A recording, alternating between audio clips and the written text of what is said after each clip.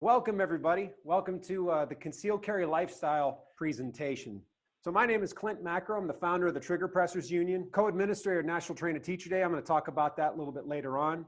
President of Allegheny County Sportsman's League. I'm second vice president of Firearms Owners Against Crime. We're going to talk about that organization. Co-host of Meet the Pressers with Matt Mallory and me. And I've been a training counselor for the USCCA and the NRA for a number of years. I'm one of a few senior training counselors for the USCCA, and I'm a training counselor for their DSF, Defensive Shooting Fundamentals program. I also teach the ICE training, Rob Pincus's company, his entry-level fundamentals classes, and I'm also a Personal Defense Network contributor. All that's well and good, but the most important thing is I'm my own family's first responder. I know there are a few people here that are brand new gun owners, and I welcome you. Lots of fellow Americans have taken that step to exercise their Second Amendment rights over this most recent crisis, and I congratulate those folks. This virtual presentation is based upon the Citizens First Responder Infrastructure was the first article I had published on Personal Defense Network. Personal Defense Network is a subscription service, and there's tons and tons of free information on there. All of my articles, I have one video on PDN, and they're all on the free side. So I definitely recommend checking that out. And once you exhaust all the free material, feel free to sign up and become a member. So we all want to live in Mayberry. If you guys are, some of you aren't old enough maybe to remember what that is, but there used to be this old show called the Andy Griffith Show, and Mayberry was every town USA where actually the sheriff didn't even carry a round of ammunition in his gun. That's how peaceful that place was. But that's not the world we live in today. And to pretend that we live in Mayberry and to pretend that bad things can't happen to us, whether that be in our home or in our community, is setting ourselves up for a fail. We're putting our family at risk if we believe that. So if you take on the responsibility to carry a firearm as a tool of self-defense to protect yourself and your loved ones, it's got to be a lifestyle choice. But it's more than just having the gun. You know, you got to have a quality holster. Well, having that quality holster, depending on how you carry that gun, might change the size pants you wear. You know, the regular belt that you have now might not work with the holster you're using. So there's a lot of things that you're going to need to change to accommodate that choice of carrying that firearm, and all the other things that you might want to carry too if you're carrying the firearm.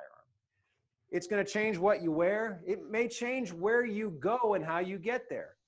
I know that I can't carry my gun legally into the post office. So a lot of times I choose to go to the UPS store and pay a little bit of extra money to have them mail packages for me because I choose not to disarm myself. But if I do have to go to the post office, I choose one that I can park on a city street so that I can lock my gun inside of a lockbox in the vehicle, because if I have a firearm on government property, I'm actually committing a crime. So this is one small example of how deciding to carry that firearm changes your daily routine. So it's much more than carrying that tool of self-defense. You know, you must have support infrastructure in place. Like I said, a good holster, a good solid belt, magazine pouches if you're going to carry extra ammunition. We'll get on that a little bit later on. You know, a good quality lockbox. When the gun is not in your direct control, it needs to be secure and locked up.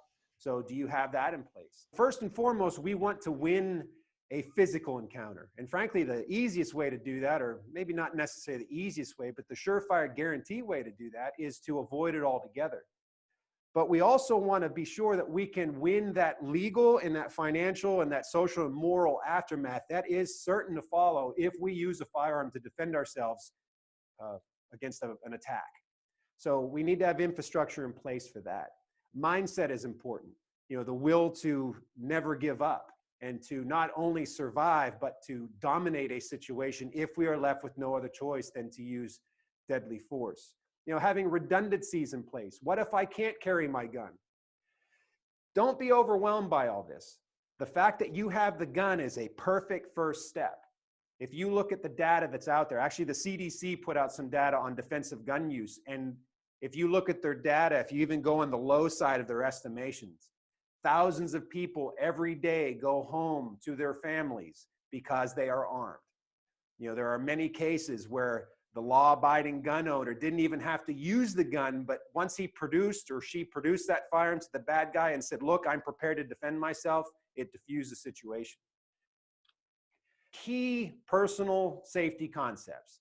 And these concepts are actually pretty simple. You don't even have to be a gun owner to exercise them.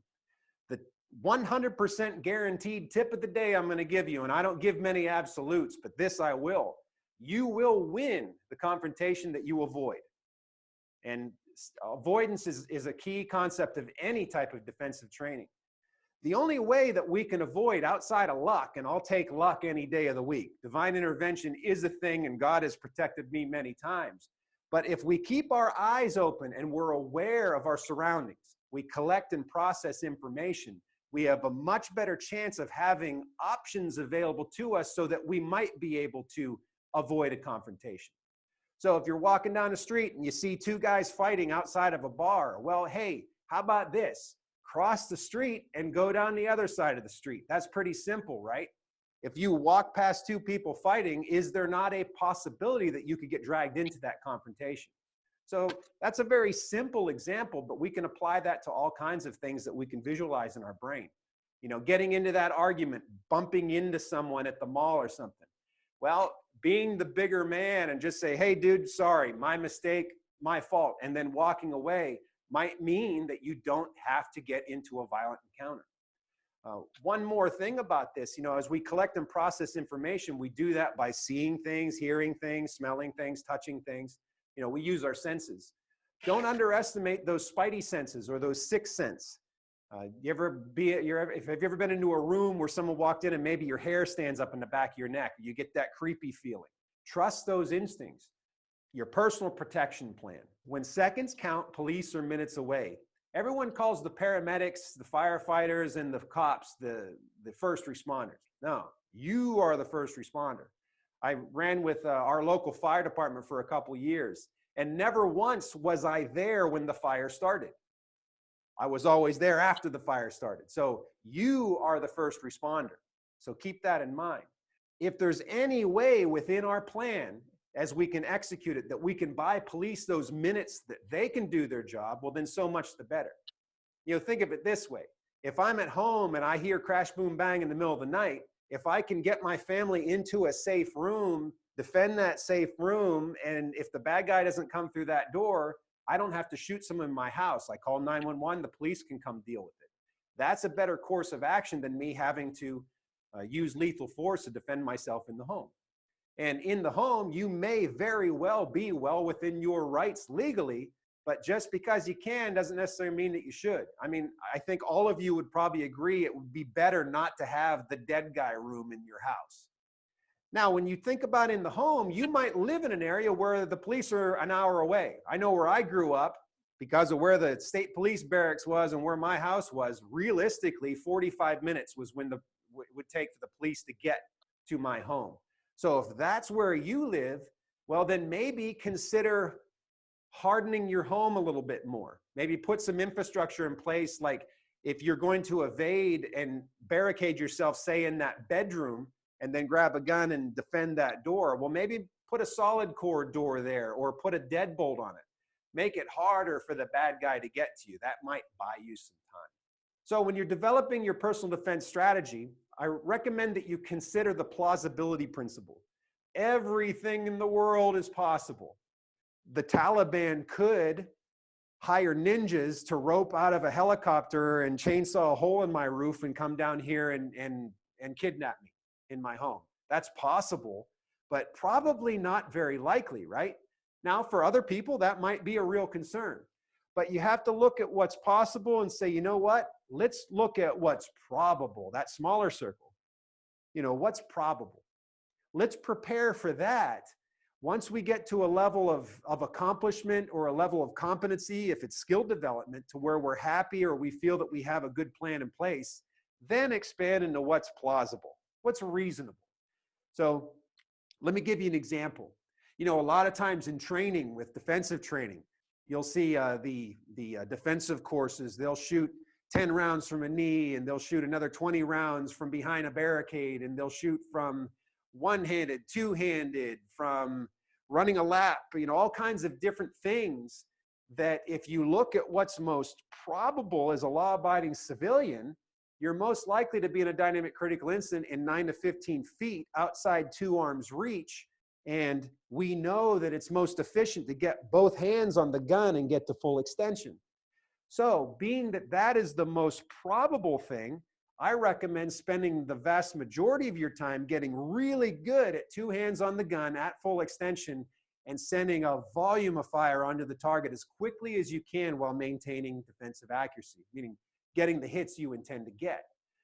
Once you get really, really, really good at that, coming out of a holster and being able to do that without a whole lot of thought, then branch into that other stuff that's plausible, that's reasonable. Is it reasonable to say I might shoot with one hand? Sure. I have a child, and I would think probably, knowing through other situations I've been in, if I needed to get my son behind me, I'm probably going to take this hand and put him behind me and hold him behind me. Well, what's that mean? Shooting one-handed is reasonable for me to consider training. But a lot of times I think people split their resources, their range time, their range availability, their ammo, whatever. They split it up and become a jack of all trades, master of none. So look at what's most probable, spend your time there, and once you reach a level of competency, then move into what's plausible. I highly recommend this book here, Defend Yourself. It's by Rob Pincus. It's out of print. You may find a copy of it at Ollie's, actually. You know, Ollie's, good stuff cheap. You ever been there? Every now and then I'll find stacks of them at Ollie's. And you might find one on Amazon, but I recorded an audio book here at Cobble Sound with Rob a couple years ago. So you can pick that up as an audio book on Audible and iTunes and all the popular audiobook sites. Educate yourself on the law. First and foremost, we need to know the legal aspect of firearm ownership.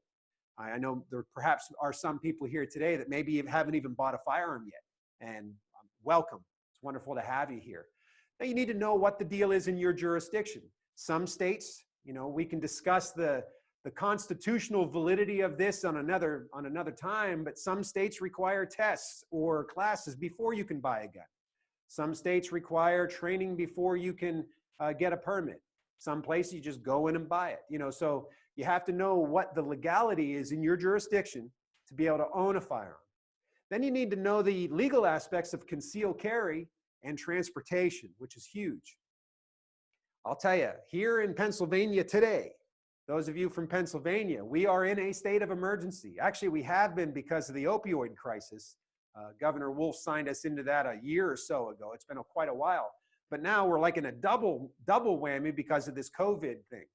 What that means is you cannot legally take a firearm, any firearm, off of your property without a license to carry a firearm. Can't do it. So slinging a carbine is breaking the law if you're not on your own property. You need to know the legal aspects of deadly force. Well, deadly force means a different thing in different places. Different jurisdictions have different definitions for the words deadly force. So you really need to know the rules of where you reside and where you're driving through to get to where you're going as well. One of the best books and resources out there that I can tell you about is called The Law of Self-Defense by Andrew Branca. Now, that book is kind of generic, all 50 states, but I would say there's probably no better first-time read when you want to get into legal aspect of use of deadly force. Locally here in Pennsylvania, I highly recommend going to one of the law seminars, the gun law seminars that Firearms Owners Against Crime puts on. Usually they're hosted by an elected official, and quite often they're given by our president, Kim Stolfer. Some of the other board members are starting to put them on as well, but it really gets in depth onto the law of firearms in the Commonwealth of Pennsylvania. But you have to educate yourself on those. I have so many good people say to me, well, doggone it, I'm a law-abiding citizen. If I shoot someone, it's going to be an open shut case. No, I can almost guarantee you that won't be the case. You know, what is considered reasonable in town A might not be considered reasonable in town B. The same set of facts in 3 different areas might have 3 different outcomes. The legal aftermath of using a firearm as deadly force to defend yourself and your loved one is real. And you are very likely to get arrested or charged if you use a firearm to defend yourself. Now, does that stop me from carrying a firearm? No. But would I be setting up my family for a fail if I didn't acknowledge that and put forth some type of effort to build infrastructure in my plan to help protect us from that damage? I think I would. So we need to be aware of that. Now, there's some factors to consider with that firearm. Well, frankly, with any firearm, you know, if you did choose to get a long gun, but we'll talk about a pistol here. First and foremost, it needs to be reliable. It has to run, and it has to run all the time. And you have to have no doubts in your mind that that gun is going to run if you need to use it.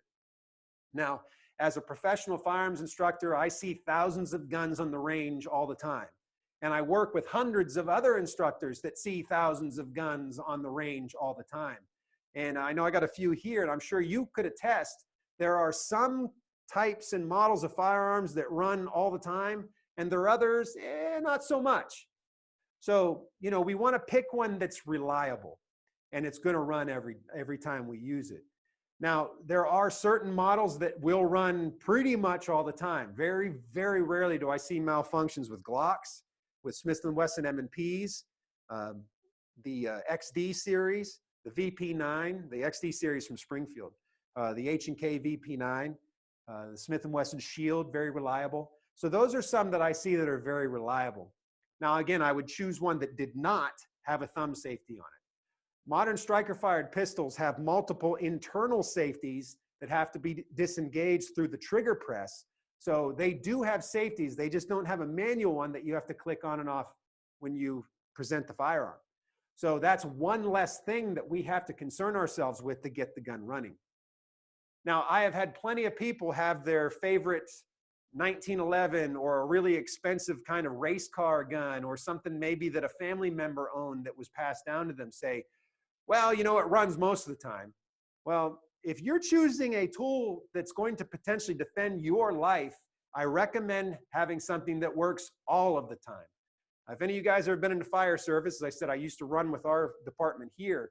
Nobody in their right mind would wear a mask into a fire that fit kind of, or most of the time. I mean, that's ridiculous. Nobody would do that. So consider this gun is not just a fun tool. This is a tool that can potentially save your life or the life of your loved one. So reliability is our first and foremost factor. The next thing to consider is fit. Well, first and foremost, let's talk about fit. Well, it should fit in the hand. Okay. Now, some people have little tiny hands like elf hands, and some have big giant like troll hands. And so, you know, you're going to have a good idea if the gun fits in your hand just by grabbing hold of it. But there's some things you should consider. Can you touch all of the buttons, bells, whistles, knobs, and levers on the gun without having to break your grip? Second, look and see. Your thumb knuckle should be on the support side of the gun. If your thumb knuckle is behind the gun, then the grip is too fat and it doesn't fit you. What that will mean is, I'll go ahead and grip this incorrectly. What that means then, when I would present the gun, it would make it cockeyed. Now, under no stress at the range, people are real good at like fixing that stuff and making those fine-tune adjustments. But under stress, if we're just driving the gun out, the gun has to fit our hand or it's going to point differently than where we're pointing our body. So getting that thumb knuckle on the back side of the support side of the gun allows the gun to be in line with this bone and helps with indexing the gun, helps quite a bit. Now, the next thing to check out is something that's quite often overlooked, and I always refer to this as the red-headed bastard stepchild of all of the considerations of gun fit, and that is grip angle. Grip angle is super, super important. So you see here, this is a picture from the article I did on Personal Defense Network. Now, that's my hand, and that's a M&P on top, and this is a Glock on the bottom. Now, I do happen to have a SIRT M&P here. So this is a SIRT pistol, but it's an M&P. Now, I'd like you to look at the angle of it. I can get a perfect grip with this. It fits my hand. It feels comfortable. Actually, the M&P is a damn nice gun. But when I deprive myself of visual input and I just drive the gun to full extension without making those fine-tune adjustments, the grip angle shows that this gun does not point well for me. So I'll get a perfect two-handed grip. I'll close my eyes and I'll drive the gun to full extension. Now, when I look, and perhaps you guys can see, that front sight's like an inch low. I'll try it again. Perfect grip, drive the gun to full extension, and yep, that front sight is low. So this gun, the grip angle does not fit me. Now I'll try it with the Glock. So this is the SIRT Glock. So good two-handed grip, drive the gun to full extension, open my eyes, and hey, look at that. The sights are level. So that's something you can check. You can check that at the gun shop. You don't even have to shoot the gun to figure that out. Don't point the gun at the guy behind the counter. That's bad form and it makes them nervous, although they get real used to it too quick. I think that's a bad thing. But point it in a safe direction, drive the gun to full extension, close your eyes so you're not making those fine-tune adjustments and lying to yourself, and see if those sights are about level. And if they're pretty close to level, then the gun should point pretty good for you. Now feel. If it doesn't feel good in your hand, or like if the stippling hurts, that's a problem.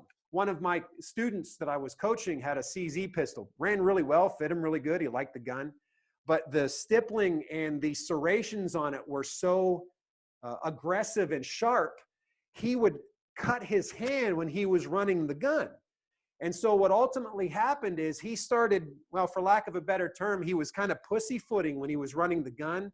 He was inducing malfunction, and he was adjusting his technique based upon the fact that he was hurting his hands when he was running the gun. But also with feel, I think of this also in our way we carry the gun too. If the gun's uncomfortable to carry, if you choose to carry it on your body, if you're in a state that you can do that, then you probably won't carry it that much. So when you get into concealed carry, there might be other factors at play. The thickness of the gun might make it easier to conceal. Easier to conceal might mean you don't get as much skin on the gun, so it might be harder to shoot too. We talk about these kind of considerations in all of the NRA classes, the USCCA classes, and the ICE courses, any of those that you might end up taking at some point in time. Now, cost is the last one. Well, if I've got 3 guns that are all equal in regard to the first 3 considerations, so they all meet that criteria, well, then go with the one that's cheaper, right? I mean, that's a thing, right? Because if I pay for less for the gun, then I've got more money for ammunition. I've got more money for that range membership or whatever, so that I can continue to train with the gun and be well regulated with it. We want to use the gun in a way that works well with what the body does naturally under stress. Naturally under stress. So some things that we need to recognize. If you look at, well, John Correa, he's got a whole business around looking at video evidence of dynamic critical incidents. You'll see that a lot of people, whether they're trained, whether they're law enforcement, whether they're civilians, whether they're gangbangers, whether they're complete novices, everyone kind of fights the same way. Now, there's a lot of factors that go into that, you know, environment, any type of training that they do have does certainly color how they may respond in a situation, but how they react is all pretty much the same. So you have 2 things here. A lot of times these words get interchanged. React and response. React just happens. Under the stress of any, we'll say a dynamic critical incident, but under stress, there's a part of our brain called the amygdala that trips this fight or flight mechanism. So it bypasses the thinky part of the brain and goes straight to the motor cortex. So I'm sure all of you at some point in time, whether you're carrying a laundry basket or something down the hall and your kid or your husband or wife just kind of stepped out of the bathroom and scared the crap out of you. And when that happens, if you're holding on to something, you probably clinched up real tight on it. If you didn't, if you had your hands free, they probably ended up somewhere in front of the body in more of a protective stance. You probably lowered your center of gravity, so you closed at the hips and bent at the knee. And that's something that we do without thinking. We don't say, okay, I'm going to squeeze onto the laundry basket. Or we don't say, okay, I'm going to put my hands somewhere out here to protect myself. That just happens. And that's that fight or flight mechanism that takes place. That's a reaction. A response is when we can then collect information, process it, and make a decision to respond appropriately, whatever that might be. So another good example of this is if I'm playing catch with my boy, well, he throws the white ball at me. I see it coming. I calculate the distance and the speed and all that amazing stuff that our brain does without too much thinking, and I put my glove here and I catch the ball. That would be a response. I'm weighing data. I'm taking that information and processing it. response. Now, if I'm sitting here on the grill and all of a sudden I see something white coming at my head and I go like this, that's a reaction.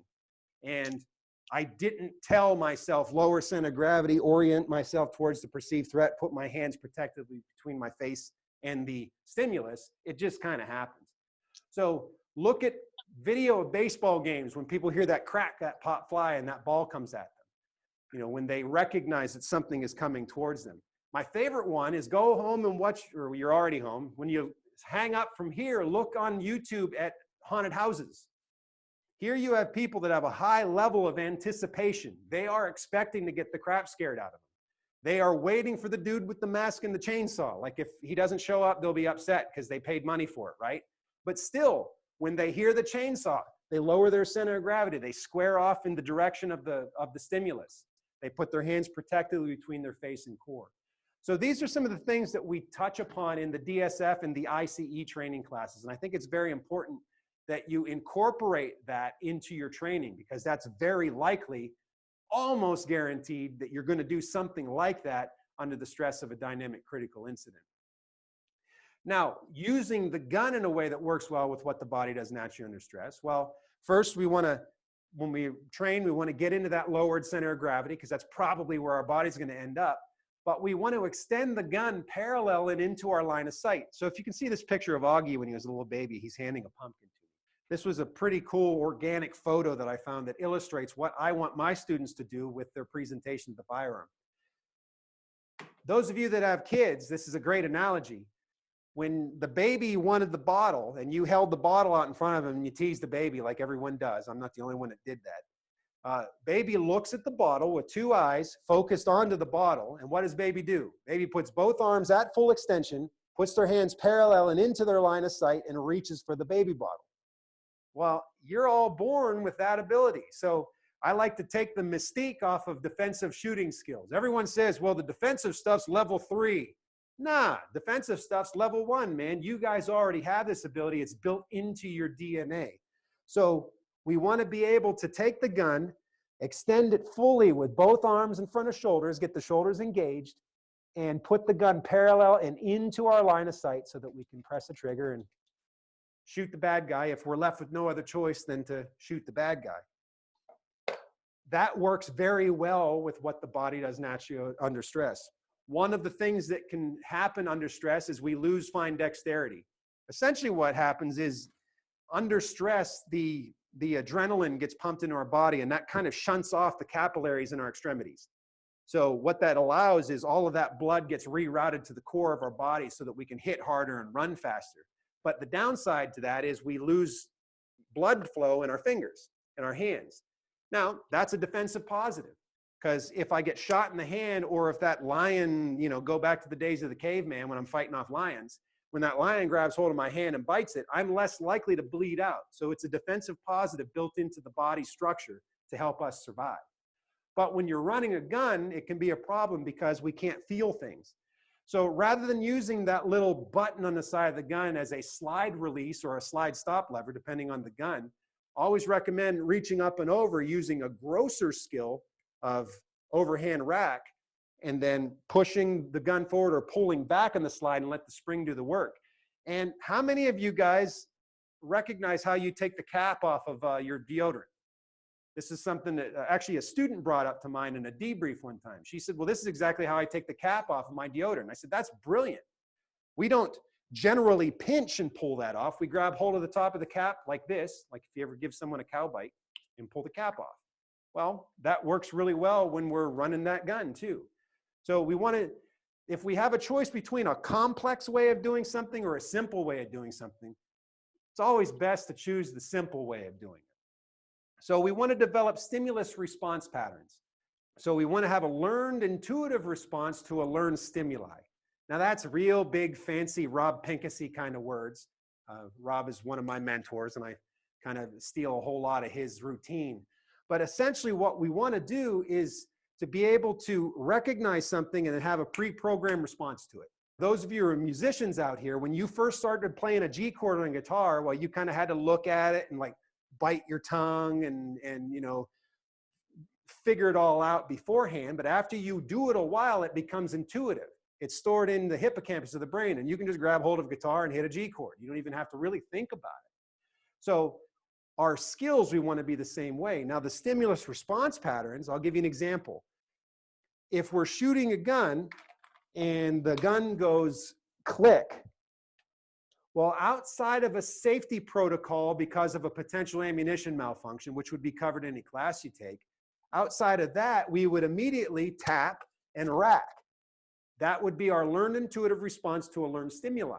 Now, this may be a little over the head of some of you folks that don't have guns yet, and so just please kind of bear with me. But those of you that do, that tap, rack can fix a myriad of problems. You know, that click dead trigger might be 5 or 6 things it could be, but why take the time or the effort or the energy to figure out, gee, what's wrong with my gun? Well, tap rack will fix it 97% of the time. So it's much more efficient and it saves us time. And obviously, if we're using a firearm to defend ourselves, well, time is something that's pretty precious. So I wrote an article on Personal Defense Network called The Secret Kung Fu of Stimulus Response Patterns, and I think you might want to check that out. One of the examples I made in that article, and this is, I'll wrap up this concept here, is the learned intuitive response to learned stimuli. So going back to my son when he was a baby, the stove. We all know what the stove is, that red glowy thing that puts off heat that'll burn you if you touch it, right? Well, Augie wasn't born with the automatic knowledge of staying away from that. He had to learn that. My dad always says the boy needs to learn disappointment. Well, he hadn't said it in years. He's been gone for a while, but that's something we all need to learn, disappointment, right? So he saw the red glowy thing and he reached up and he touched it and he burned his hand, just like all of us did growing up. So now anytime he goes near the stimulus of red hot glowy thing, he gets his hands near it, he feels the heat and he immediately recoils and pulls his hand back. So that's a learned intuitive response to a learned stimuli. He had to learn that. That's stored in his hippocampus, and now he can just draw from that. So if we train, we learn a stimulus and have a response to it, and we do lots and lots of repetitions, we're more likely not to have to think so much when we're running our guns, especially in a dynamic critical incident. So the proper hardware is more than the gun. Well, the firearm there is first on my list, you know, that modern striker-fired semi-automatic without a thumb safety. That's what I would recommend for most people. The ammunition, I recommend 9mm, having the gun in 9mm and using a bonded jacketed hollow point round. We do not want to use full metal jackets, the stuff that we practice with, the cheap ammo. We don't want to use that for our carry gun or our defensive tool because it's designed to go in and come out. So if you shot at the bad guy, bang, bang, bang, and 2 of those rounds came out of the bad guy and hit the good guy down the road, well, you're going to prison, and that would be a terrible, terrible tragedy. We want rounds that impart the most amount of energy. It stays in the bad guy, and it's more efficient at stopping that bad guy from doing whatever bad things that they're doing. If you live in a home that maybe is made out of vinyl and styrofoam, like most houses are these days, then considering the fact that a round, if you missed, it might go through your wall out of your house and into your neighbor's house. If that's the case, you might consider frangible ammunition for defensive use in the home. Now, you're going to sacrifice a little bit of penetration with frangible ammunition, but again, life is a bunch of, you know, trade-offs. So that might be something you consider if you're concerned about rounds leaving your house in a home defense situation.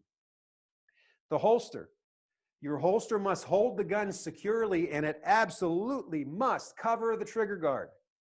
Now, there's lots of products out there. Here, this is my carry gun. I'm going to leave it in the holster. I don't need to take it out. But I have a holster here that I can put on and take off without having to undo a belt, which is very convenient because I can take this gun out and put it in my safe when I do decide to go to bed. Or if I have to go to the post office, I don't have to sit in my car and take my pants off and have a gun out in the open while I put it in a box. It's very neat and clean, and I keep that trigger guard covered. So that's something that you should consider when picking out a holster. Your storage and staging device. All guns must be stored or staged so that they're inaccessible to unauthorized people. That's a rule that everybody agrees with. It doesn't matter what organization I'm teaching their curriculum, we all agree on that statement. Unauthorized people, who is that? Everyone will immediately jump to saying it's the kids, and very well, it may be the children that we want to keep that gun away from. But once your children has training, then maybe they would be authorized to be near that firearm. You know, I do know some adults that I want to keep them away from my guns. I always kid, everyone's got that brother-in-law that you want to keep away from the pets and your daughter and the guns, right? You want to keep him away from everything. So just because it's a kid might not be the same thing. An untrained adult can be arguably more dangerous than a child. But unauthorized. Well, my son's 11 now. There are some guns that he has access to in case of a horrible situation. So he has some training, and I take on that responsibility. So it's really up to you. Matter of fact, it's not on here, but I just wrote an article on Personal Defense Network that talks about developing your future first responder, talking about guns and defensive concepts with kids. I recommend you check that out. And I want to be clear, it's not me saying this is how to do it. The article's about things that I've done with my own child that seem to work out pretty good. So it might be some things to consider with your kid. Now, those unauthorized people, well, we're all home right now, I'm assuming, but when you do go to your essential business to do business tomorrow, if that's something that you do and you're allowed out of your house, well, you want to keep that gun locked up so the bad guy breaking into your home when you're not there can't get a hold of your guns. So we want to keep those firearms secured. For storage, we want to store them separate from the ammo, and everyone agrees in a safe is the best way to store a firearm, and God forbid your house catches fire, a safe should protect those firearms from that. But we have to consider when we're still using that firearm. Now, the NRA, one of their rules is always keep the gun unloaded till ready to use. If you have a firearm on your body, it's in your direct control, you are using it as a tool of self-defense. So this gun I have on me right now, it's loaded, there's a round in the chamber, and it's reasonable for that to be the case. But if I put it in a lockbox next to my bed while I go to sleep, I'm still using that gun. So as being a staged tool of self-defense, it's loaded and it's reasonable for me to do that. How you store and stage guns is really up to your own personal lifestyle, and you have to consider all these things. But I must say, being that not everyone here on this meeting is from Pennsylvania, make sure you check your local laws and make sure that there isn't some ordinance that tells you how you have to keep your firearm staged. That might be a thing in different jurisdictions. Now, if it's staged, there's a couple things I'd like to say. First off, if it's staged in that lockbox, this is a must, and this is a deal breaker in my book. If the gun is loaded and has a round in the chamber in it, and it's inside some type of box, locking or otherwise, the trigger guard has to be covered. Has to be. So having it in a holster, okay, fine, that's cool. This is an example of where maybe those kind of crappy nylon Uncle Mike's holsters actually have some use. Another thing that you can do is you can look at a trigger tether. These are pieces of plastic made out of Kydex, and they clip onto the trigger guard. So I have one upstairs where I have a flashlight tied onto this. So if I take the gun out of the box, I can rip the trigger tether off. I got a flashlight in my hand, and now the trigger is accessible. We want to keep that trigger guard covered because if we reach in there and we're fishing around in a box, I don't want to accidentally touch the trigger and shoot my wife. I think that would be a huge, huge fail if someone was trying to harm my family. So we got to have that trigger guard covered if the gun is loaded. If you don't have that stuff available, then one option might be having the slide locked open with a magazine in the gun. So with no round in the chamber with the slide locked open. So when you would take it out of the box, you tap rack, and now you have the gun ready to go. Or have the magazine out of the gun. So when you pick the gun up, pick the magazine up, put in the magazine, rack the slide, and then you have the gun in a loaded condition. But we talked about skills in isolation. Many of you guys have boxes at home. I have one here. I've got them all through the house, actually. How often do you take that box to the range and practice getting the gun out and shooting? So that needs to be part of your training infrastructure. Take that box to the range and practice in as much context as you possibly can. So some extra magazines. Generally, most people recommend having 3 extra magazines, 2 or 3. Not a bad idea. Now, whether you carry them on your body or not, if you conceal carry, I happen to believe if I've got room to put another mag on me, probably a good idea to have it. You know, if you look at the data and there's not a ton of it on there, as a civilian, it's unlikely I'm going to need to empty a magazine, reload, empty a magazine, reload in a dynamic critical incident. That's probably very unlikely for me. However, a law enforcement officer, maybe not so much the case. But kind of like I'd rather have more and not need it than wish I had some. So I usually carry 2 magazines on my belt as well as my one that I have in the gun itself. Having extra ammunition is never a bad idea, but also if in the rare instance you do encounter a malfunction, well, a lot of times fixing malfunctions, just unload the gun, put another mag in, reload the gun is a very quick and efficient way to fix a lot of problems that could happen with a firearm. So flashlights. Carry a flashlight. This is a flashlight by ASP, official sponsor of Meet the Pressers. There's lots of quality flashlights out there, and it's good to have one. And those of you that carry a flashlight probably can't remember what it was like not carrying a flashlight. I use mine all the time, especially as my eyes get bad, like I need it to read things sometimes, the small fine print. So having that flashlight may give us the opportunity to collect and process more information. So if I have to go into a dark area, rather than trudge through the dark area and maybe get hit over the head by someone, I can shine a light back there. And if I see something unsavory, well, I can respond appropriately to that. So having that flashlight is key. A knife, well, I carry 2 of them on me.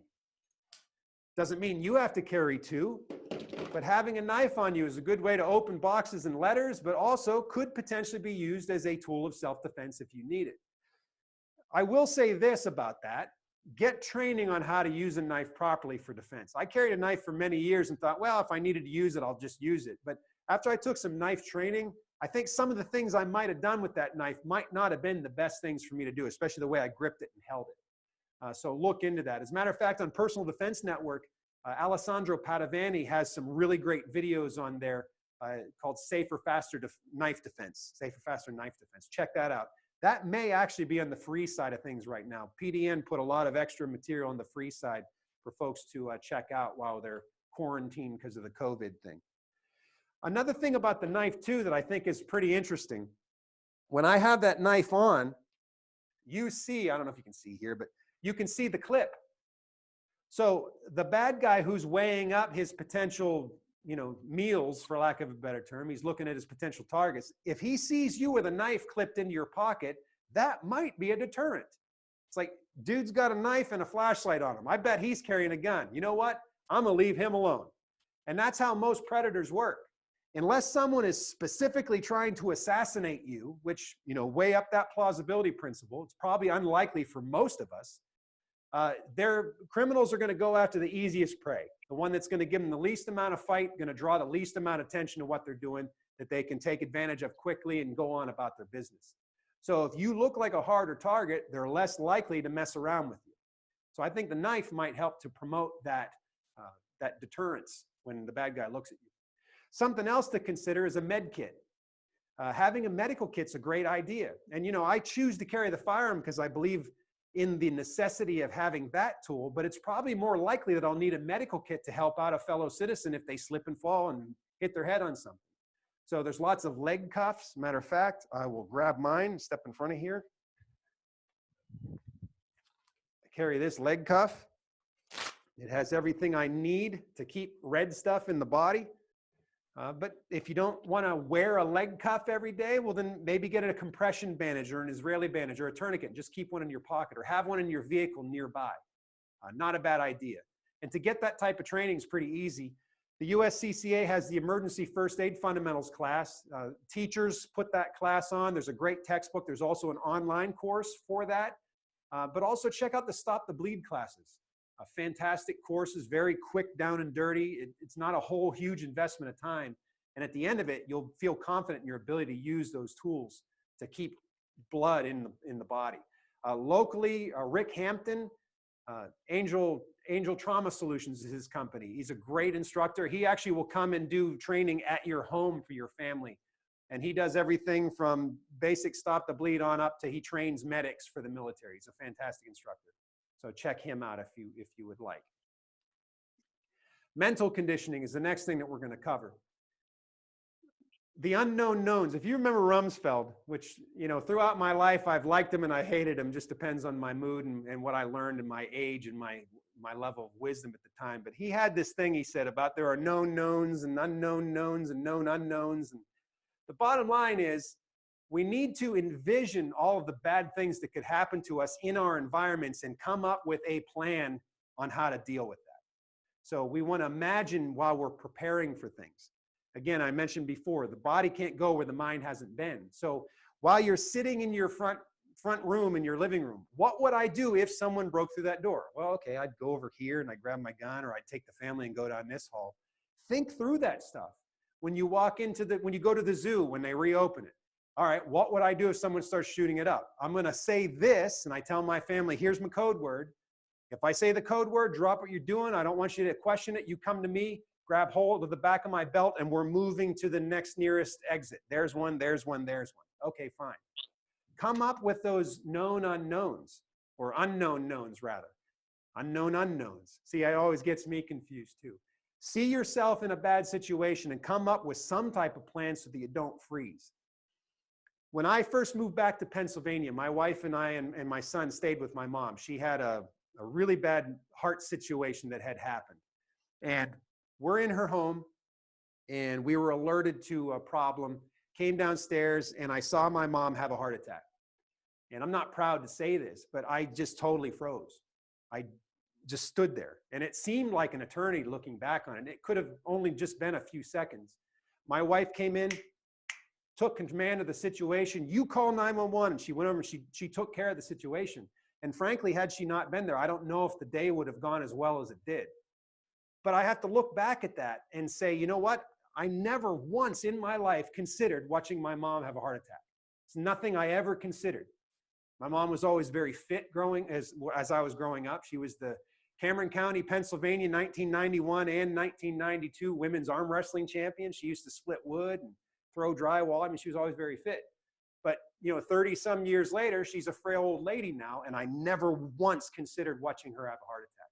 And because of that, I think that's why I froze.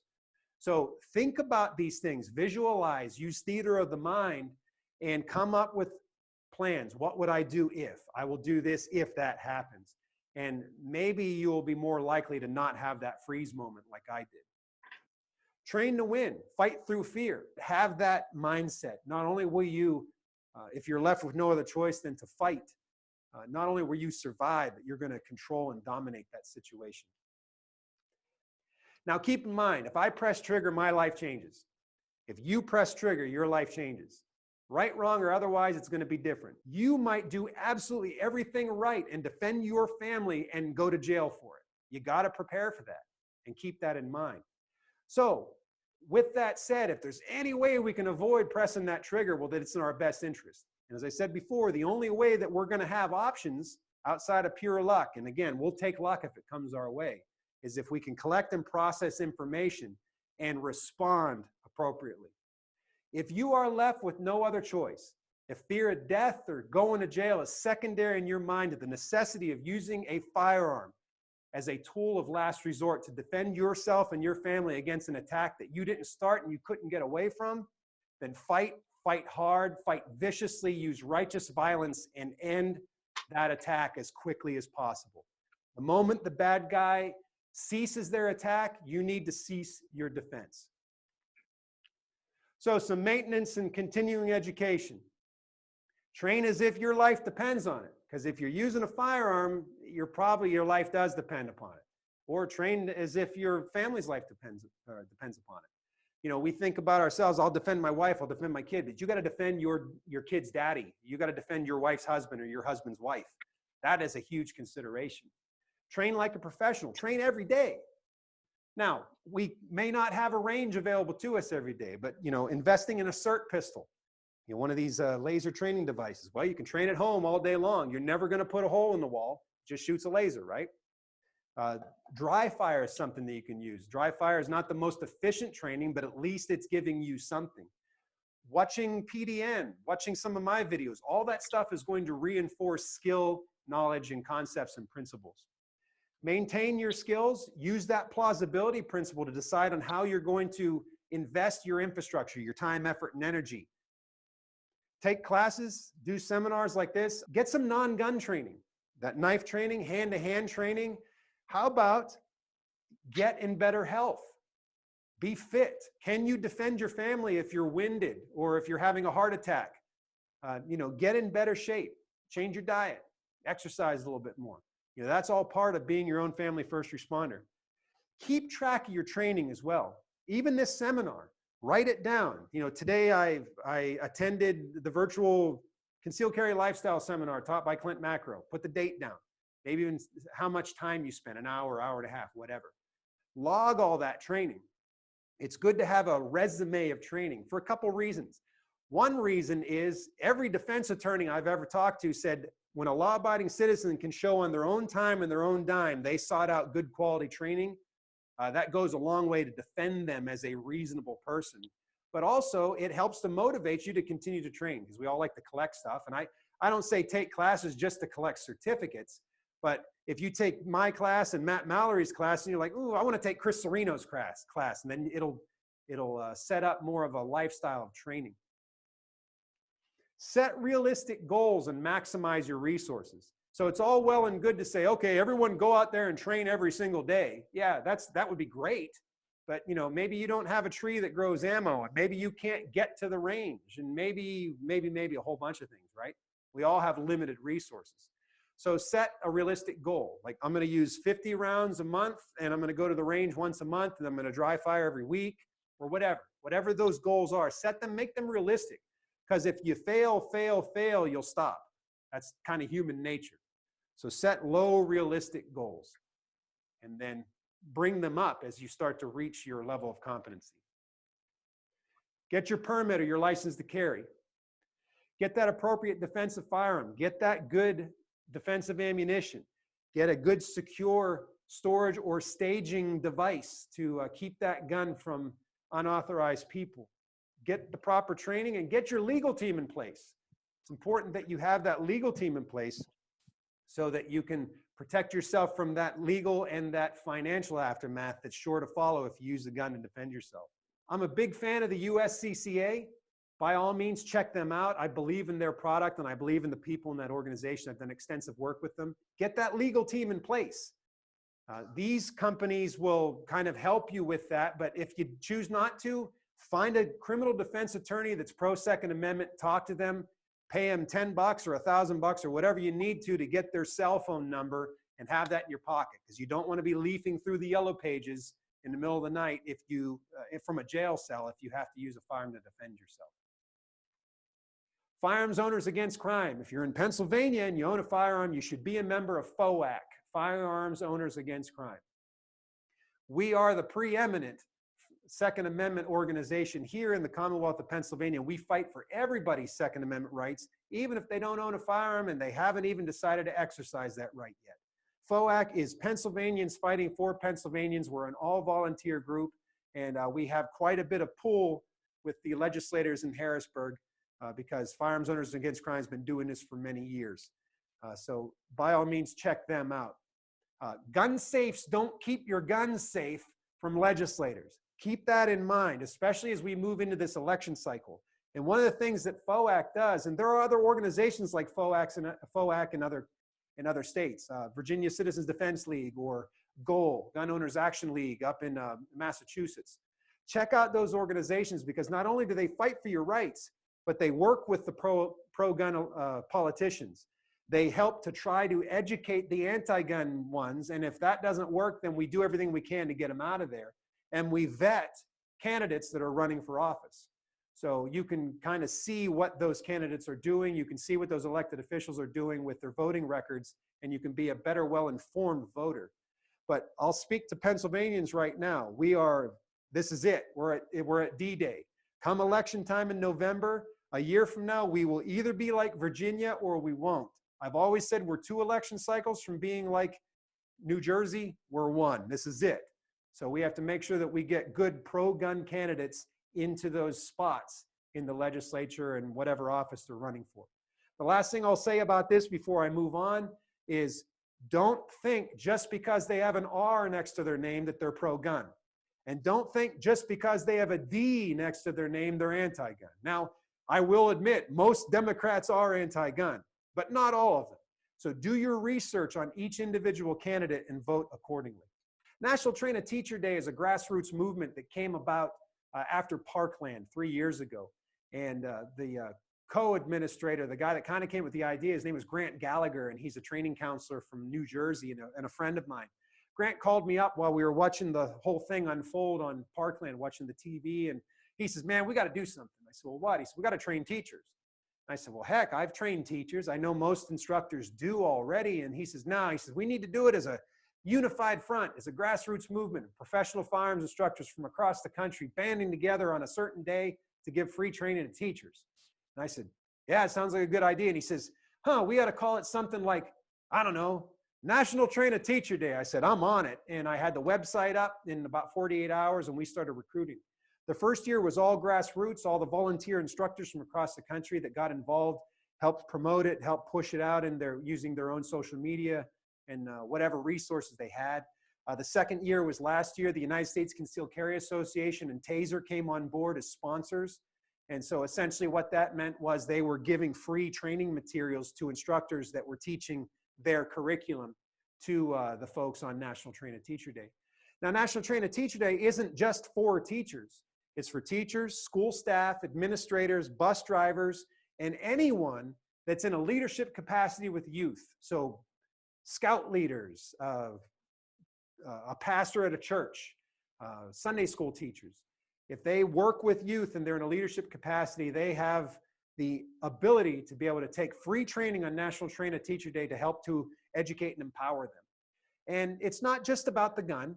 We have lots of gun training classes, whether they're just familiarization, teaching people how a gun works, to actual concealed carry training, to tactical and defensive training inside of a building, say, like Alice training inside of a school.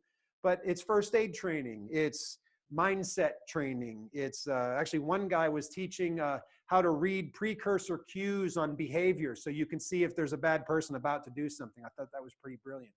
Lots of different training out there. And this year, USCCA and TASER are still offering sponsors, but this year Saber Red has come on board. So there you may find pepper spray training and other types of unarmed or less than lethal training. So if you know a teacher, or if you are one, or someone that's school staff, admin, what have you, have them go on to nationaltrainateacherday.com. There they can connect with other instructors across the country who are volunteering their time. Or if you're an instructor and you'd like to volunteer, go in there and you can fill it out and get involved. So check that out, National Train a Teacher Day. Now, I just want to be clear before I move on from that.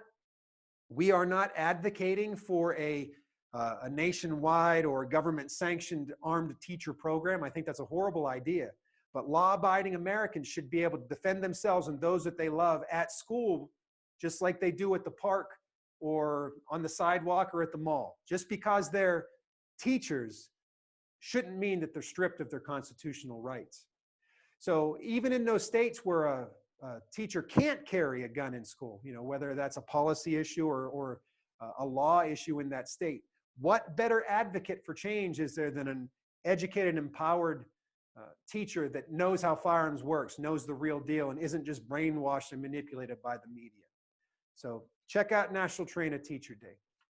Also, check out Meet the Pressers with Matt Mallory and Clint Macro. We've had a whole bunch of really fantastic guests on the show. It's a safe place for all trigger pressers, people that shoot, to talk about training, guns, gear, gadgets, and political activism.